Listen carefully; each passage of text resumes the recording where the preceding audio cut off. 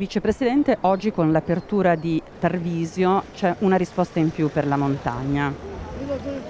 Sì, una risposta in più che continuerà, perché dopo aver fatto Tolmezzo abbiamo in programma di fare Gemona e poi pensiamo, per completare, pur in presenza di un'adesione importante che c'è stata e anche di una copertura che stiamo dando in maniera importante, stiamo pensando anche a raggiungere le valli.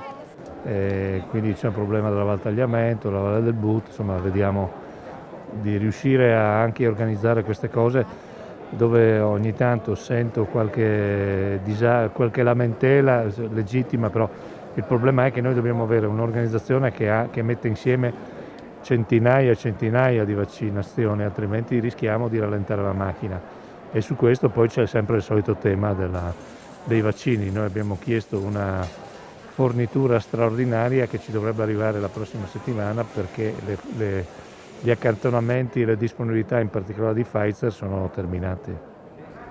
Oggi che cifra si raggiunge di vaccinazione nell'area udinese?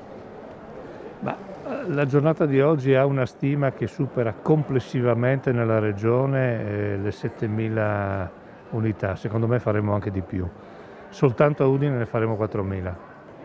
L'arrivo dei vaccini è auspicato, quale sarà la soluzione per risolverlo a lungo termine? Questa battaglia la si vince con i vaccini, tutte le altre cose abbiamo visto. Vediamo che cosa è successo tra il personale sanitario e nelle case di riposo, quindi è chiaro, noi dobbiamo continuare a lavorare per vaccinare tutti.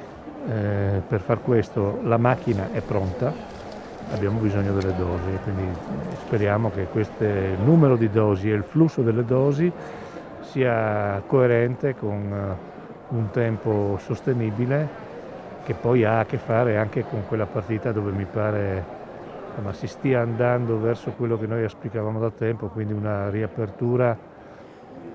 Condivido molto quello che ha detto il Presidente del Consiglio del rischio ragionato. Non possiamo non poter parlare di rischi in queste condizioni, però non possiamo neanche pensare che dietro i rischi ci si chiuda dentro in casa, pur sapendo che poi in casa nessuno ci sta, oppure uno va nella casa dell'altro e si moltiplica il contagio, perché questo è quello che è accaduto. La diminuzione del contagio in Friuli Venezia Giulia, si sta verificando. La pressione ospedaliera com'è? La pressione ospedaliera è ancora alta,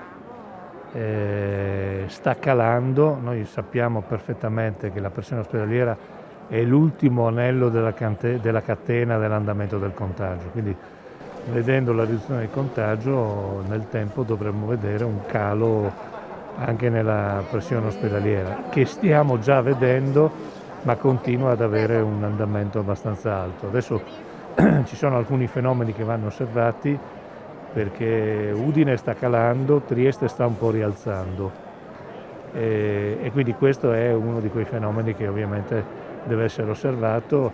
Poi l'altro aspetto è l'effetto della dinamica anche della scuola, che giustamente va aperta, ma sappiamo che il tema non è la scuola quanto la popolazione che muovendosi, anche la popolazione scolastica.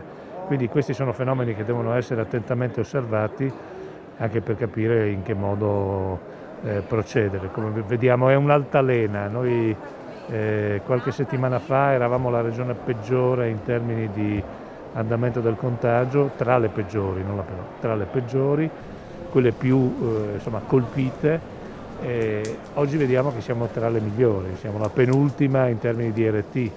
Quindi abbiamo capito che quando sei ad un picco poi cominci a scendere, ma quello che non devi dare per scontato di aver sconfitto il virus, perché poi ti ritrovi in condizioni diverse. Basta vedere la Sardegna, era in zona bianca e si ritrova in zona rossa.